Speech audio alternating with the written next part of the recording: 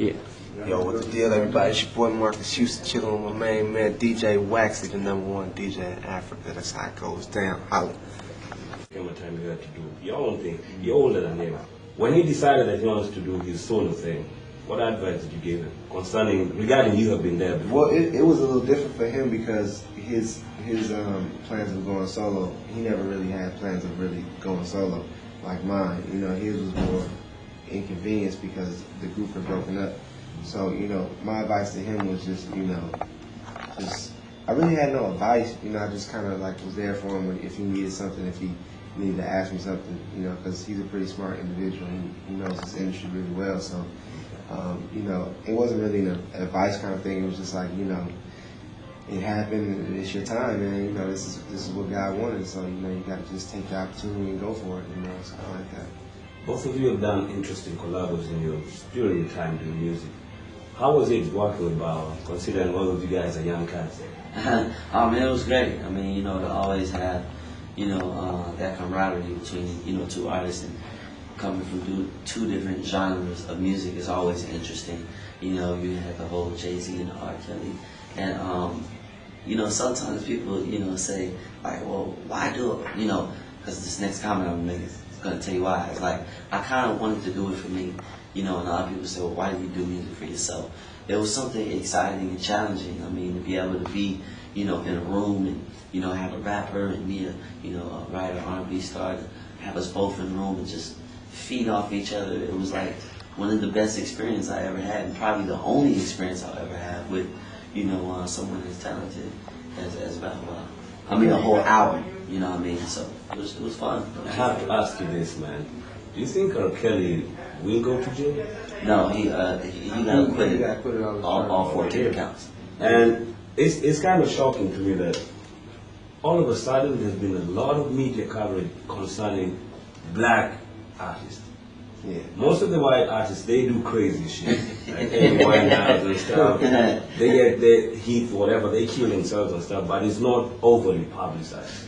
But when someone is caught with, you know, a joint, someone is caught with some guns, suddenly it's something very big.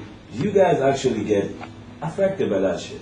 Sorry for my friends. No, I don't think it affects us unless it involves us. But, you know, to me, I kind of feel like even with all the new blog sites, I think, you know, black people got real excited because, you know, you would see the Us Weeklies and you see all the magazines with all the white artists on there, but then these websites came out with their, like, the blog sites and publicized all the black artists. So I think they got so excited, they just kind of ran with it in a negative way. And sometimes I feel like, why even go so negative to try to, you know, pinpoint every little negative thing about artists that make music and that is great.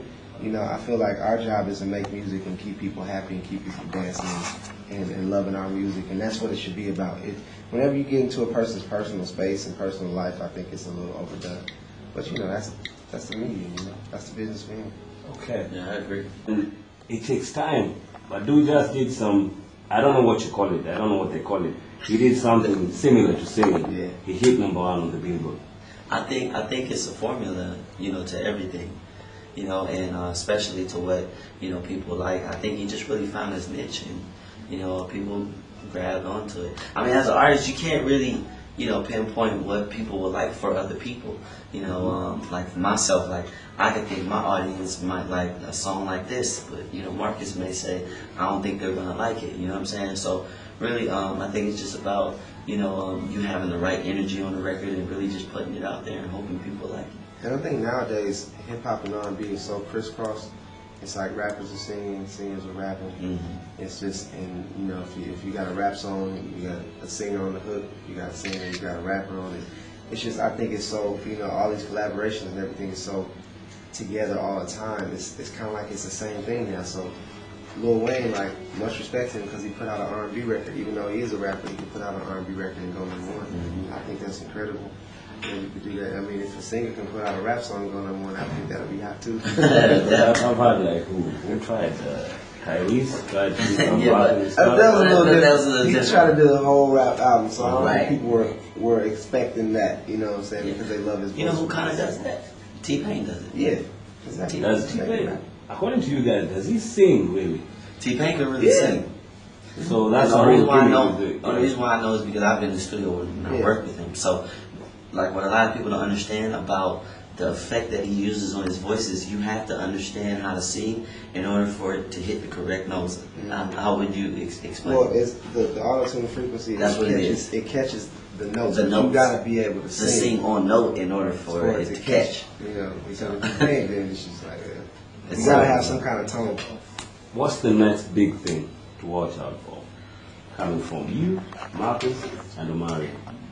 Well, the next big thing for me is really my next album, which I'm really excited about. Now having to make my new home and my new changeover from Sony over to Interscope with Jimmy Iovine and Timberland. I'm signed directly to Timberland, so he's going to be doing my whole next album, probably right along with Pharrell Williams. So I'm really excited about that. I can't wait. My third album is be at my best. So okay. Same for me. New album. Really excited about that. Hopefully, I'm trying to do some television projects as well and more movies down the line. So, you know, just trying to you know make the business great wherever I can. And you know, I too am very excited about his new album. Can't wait to hear what it sounds like and mine as well. So, you know, we just gonna keep making music. It's hot. Everyone is jumping the marriage thing. Me Cannon does the older women and stuff. Any of you? He's getting married. You're getting married? I don't know. You sure or you're not sure? Marriage sounds good. Maybe. Would it sound good Well, I'm for about you? to be Because I hear you've 27. been going steady for some time. Well, see, you know what it is? You got your look. Yeah, look is around. Well, you know what it is? Okay. You know, you want to have something stable, man. Seriously, I mean, you know, we've been on the road and we've been doing what we've been doing for a really long time, man. We just want some love, just like everybody else, man. We want to do it right, though. You know, Usher just jumped the broom, so that gave me my okay to jump. We're in the same age range. You know Justin's about to jump. Yeah, I know. So you know.